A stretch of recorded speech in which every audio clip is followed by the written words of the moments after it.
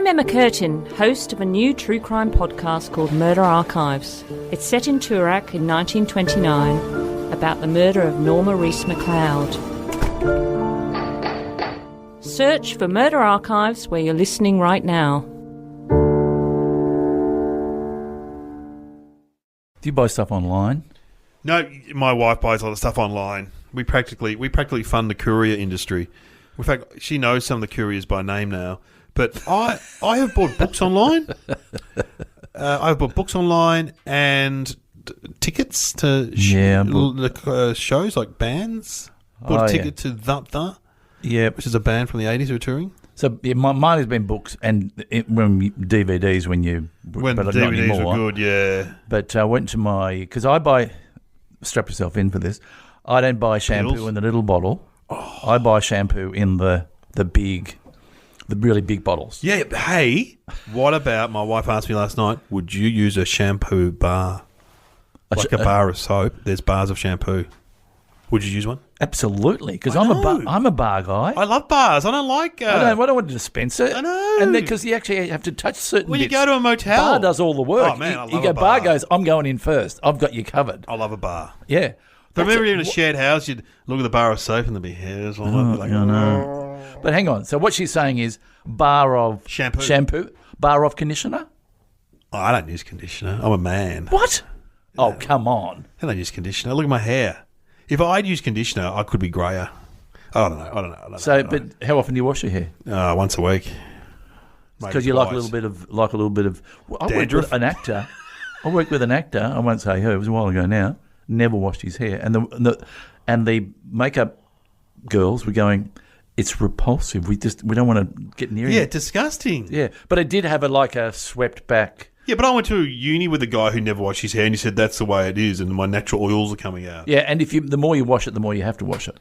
Yeah, I think it's bad to wash it every day. And when you do wash it, the next morning, do you look a little bit 80s? Yes. And also I look greyer. Right. Because if the oil brings it back a bit for you. Yeah. So I look darker when I don't wash it. Yeah. Anyway. Do you wash it before you go to the salon? Well, I see that you're right. Because if you wash it before, then they wash it again. Yeah. But I want them to wash it because then I get the head massage. Yeah, I love a head massage. I could do with one right now. So you lie back and you don't make noises, and that's not appropriate.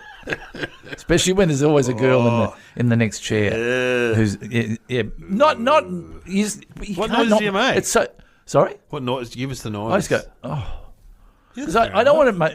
That is because sometimes I'll go like 5 seconds massage. They go no, stop. You've been to one of those Thai massage places? I go to the massage places a couple of times a week. What?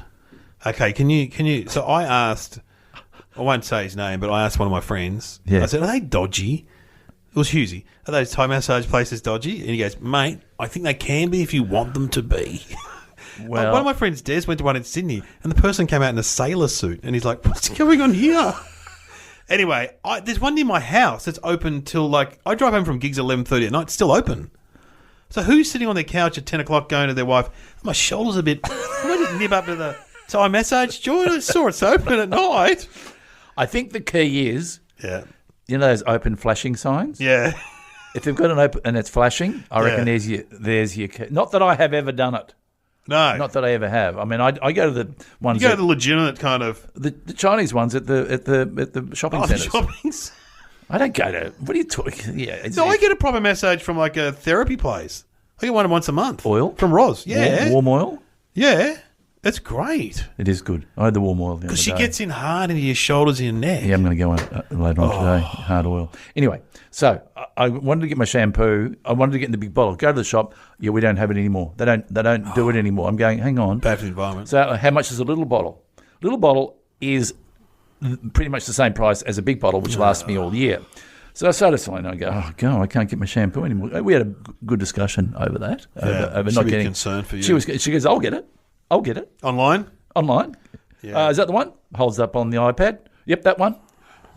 You want, what else you want? You want conditioner as well as shampoo? Yep. Okay. Bing, bang, bong. Yep, job done. Come to the house a couple of days.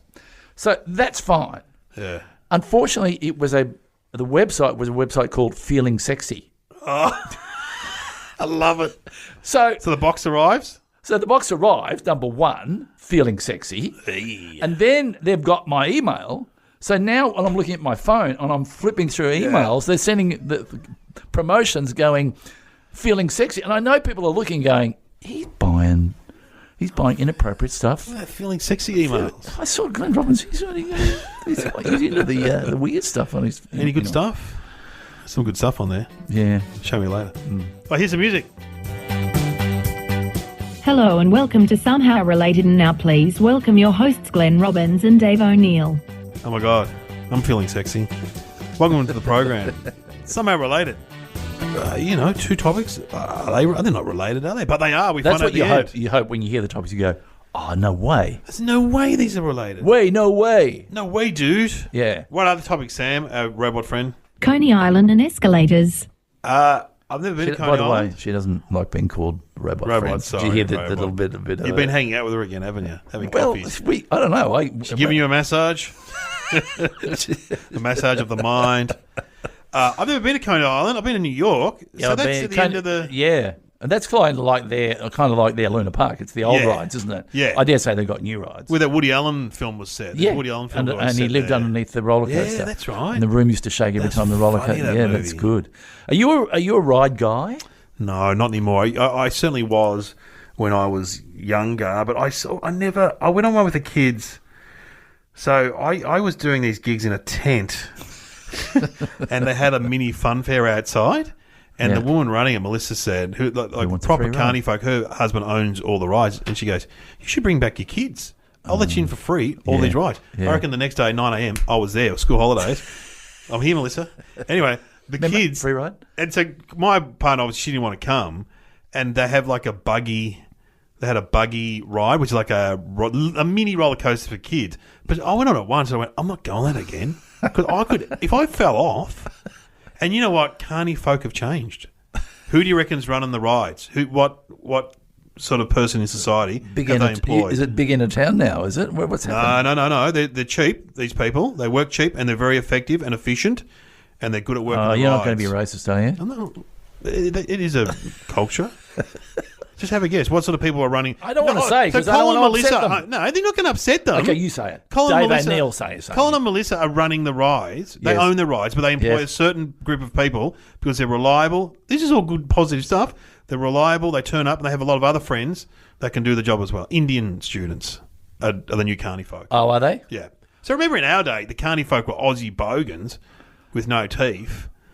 You know, remember you'd go to the carnival by the beach, and the guy would, the kids would go, "We want to go on the zipper," and you look at the guy running the ride, you go, "I wouldn't even get in a minibus driven by that bloke." Because I remember that, like New Zealand, like Maori was often... Yeah, Maori guys, yeah. And you did mess with those guys.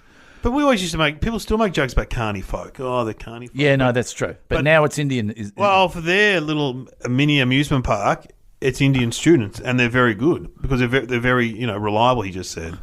Because you can imagine the average Aussie bogan carny folk just getting drunk and... What button do you push, Gary? Oh, it's a worry when you're up on the top of the ride spinning around, and then you look down and there's some guy sort of scratching his head. Yeah. Going, you want to go faster? Yeah. I got recognised, and it was one of those rides. I think I'll go on it, but I'm not sure. Okay, I'll go on it. Do you like rides? Well, I do.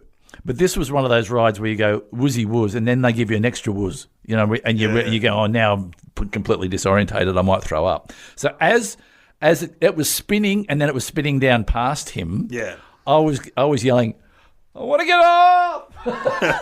Because he said to me, "I'm going to give you extra." Oh, no thanks. Because I've seen you on the TV. And go, no, just do the normal 30-second thing, whatever it is. Yeah. Everyone nearly throws up, and you get up. No, I was going around for 5 minutes, I reckon, gave you your money's worth, didn't I? I'm going, well, thanks. Yeah. Now I feel like crap. Pete Smith told me this years ago. He did a thing on the Graham Kennedy show or something on a electronic bull. Yeah. And the guy decided to give him a bit extra and hurt his back. And it still hurts to this day. But you're the guy that jumped over, I did a BMX stunt and broke my leg. Yeah. In a number of places. And did you get metal in your leg? Yeah. I got there's one screw still left in there. They couldn't find it to get it out.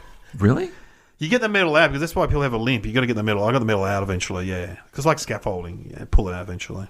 Because when I said you want to go Irish dancing, you weren't interested. No, Yeah. No, I would. That's one of the other reasons I don't go on rides and that stuff. Is because you know what it's like. Well, I just don't want to hurt myself. Hit the ground hard. Oh, and also, we recently went to overseas, and the kids always, we went to the Asterix theme park, Le Parc Asterix. Asterix, the kids. Oh yeah, the cartoon thing. Yeah, the cartoon thing. Yeah. So that's a French comic book. Yeah. And they have a theme park. Yeah. It's fantastic if Yeah. you're an Asterix and Obelix fan. But it's very French. No one speaks English there. It's just for European. Yeah. So it's not like Disneyland or something like that. Yeah. But a lot of the rides are the same rides you get at Dreamworld or wherever, Hollywood on the Gold Coast. They just got Asterix head on it or something. Oh, this is the Asterix. Yeah, that's the brand. This is the Asterix Yep. log ride. Yeah. Well, that's just like a log ride at SeaWorld or whatever.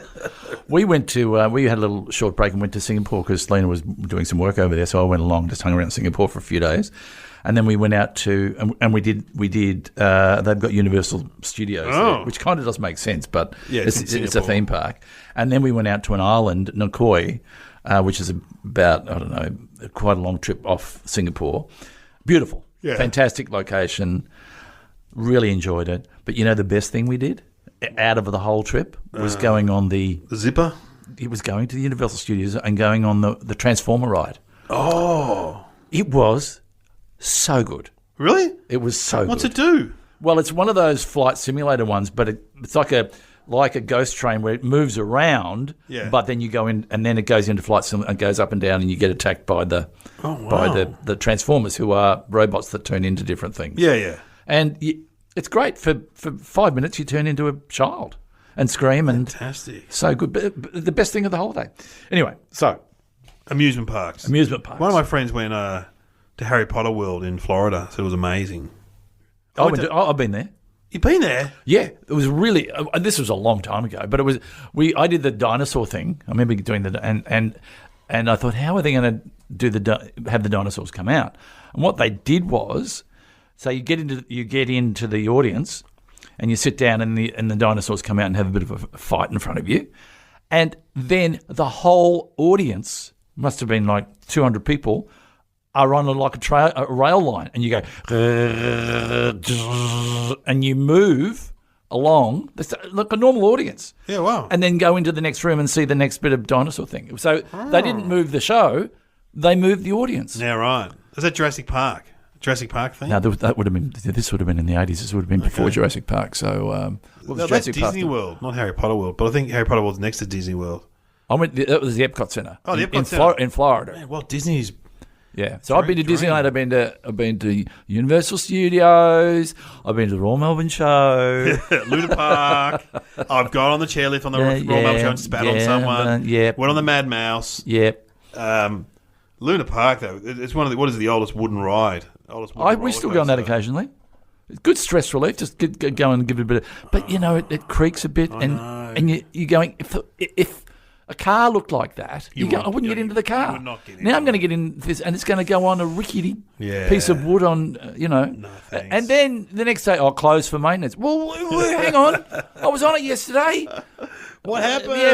It could have happened today when I was on it. Oh, I've done a gig there in some function room. Oh, yeah. And then every time you'd go to like a punchline, the roller coaster would come through and no one could hear anything.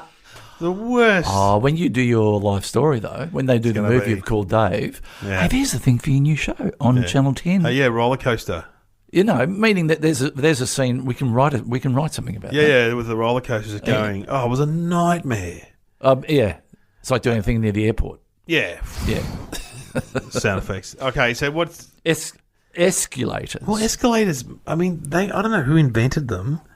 But they would have been... They would have been around in the 20s, maybe. Do you remember the first time you went on an escalator? I reckon it would have been Eastland Shopping Centre in Ringwood because I live near there. I reckon that was it. And you thought... I can't remember it. Did you think you were pretty special? I remember the first time on a travelator, like at the airport. Everyone feels important on a travelator. Yeah. Whenever you're on a travelator and you go... Part of you goes, look, I'm not walking. Look how fast I'm moving. But watch me when I walk at the same time. Yeah, really. You're going, you see the people you're going past, you getting this? Yeah. Are you seeing how fast I'm going? And watch me get off at the other end. I don't miss a step. How good is that? But, when you're on it with your kids or something, you hear someone just thumping down towards you, like, move aside. Yeah. You got to stay. Man. You do stay left if you're going to be stationary. Stay left. Did I tell you about the time I was in the US with a girl that I had met, and she had never been to Australia. Oh, wow. And so we went to a department store. She took us shopping, and the escalators were there. Yeah. And I said to her, "Oh my God, the stairs are moving. What's going on?" She goes, "They're escalators. You don't have them in Australia?" "No." What do you do?" "Well, you just get on. You go from floor to floor, and you don't have to walk up the stairs." She didn't see that you were joking? No. Oh, and we go, "How much for a go?" She goes, "They're free." Get on. So we get on. Me and my brother and a friend. We go.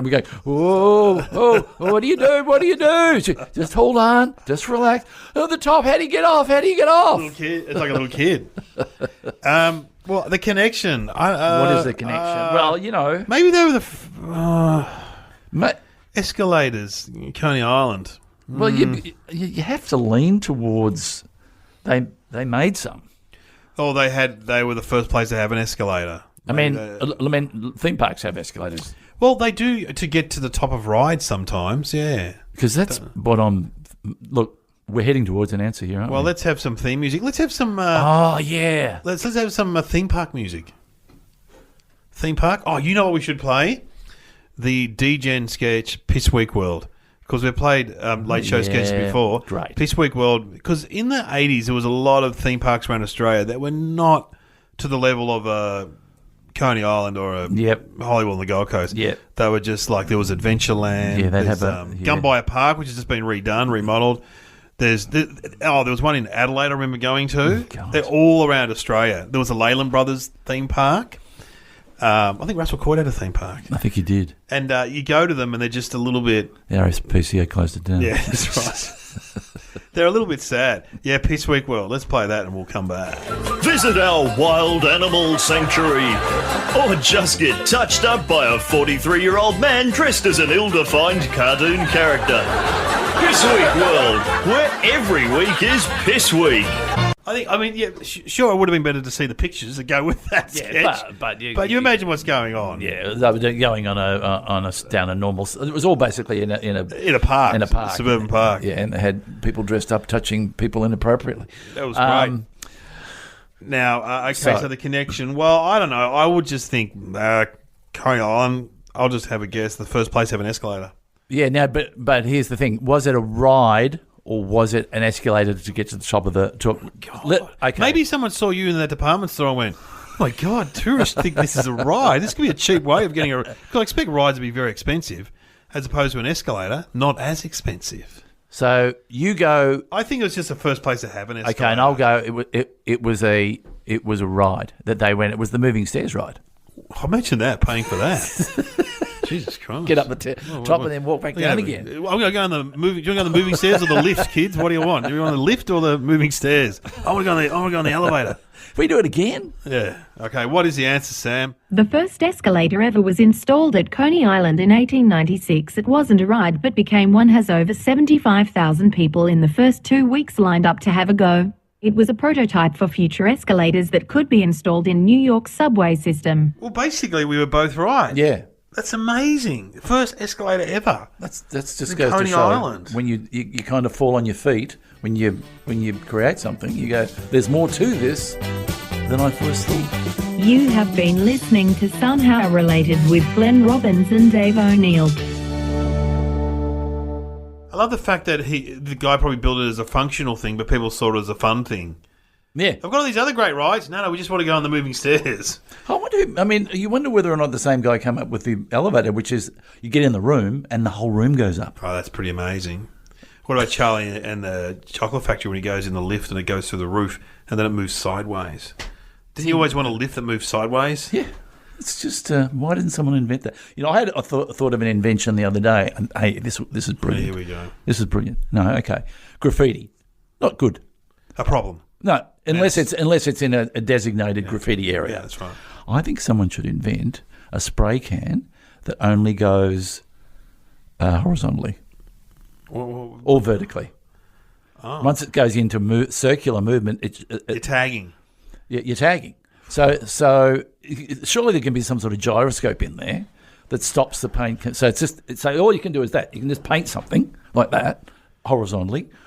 Or you can buy horizontal. Am I being really boring? I am. Horizontal or vertical cans. I'm just thinking this idea will never take off.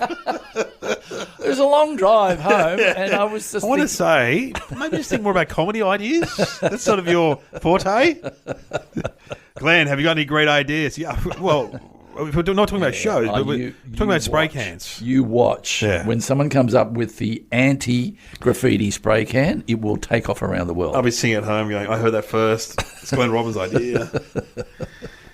But you do... Anyway, you do get ideas for inventions occasionally, don't you? What about when you have an idea and then you see it or hear it somewhere? Like... You go, I had that idea? Oh, like TV shows. Yeah, but I mean, you don't write it down, you don't act on it, and you're like, oh my God, that... Yeah, I thought of that idea. But I reckon some ideas are really, like... obvious. Or just one of the first things that comes to mind. Like, what was that? Julia Zamira show, home delivery. Yeah. I reckon that idea, a lot of people have had a similar idea to that. I certainly had an idea similar. I know I've talked to other people who've had similar ideas, but the thing is acting on the idea, isn't it? Glenn? Yeah, acting on it. Well, here, get your pens out for this. What did you come up with? No, well, my theory is it's baseball. It's pretty easy to come up with an idea that gets you to first base. Yeah. Then there's where you got to refine the idea, which is second base. Yeah. Then you got to sell the idea, and which is third base, and then it's got to be a hit, which is fourth base. Do you ever think there's like in show business, there's stuff in the zeitgeist that's going to happen no matter what? I remember I went to England years ago in the early 90s, and I saw Nevermind the Buzzcocks. Oh yeah, which is the Spicks and Specks format. And you right? went. No one, whatever. How many times did you do Spicks and Specks? 53, whatever. I haven't counted.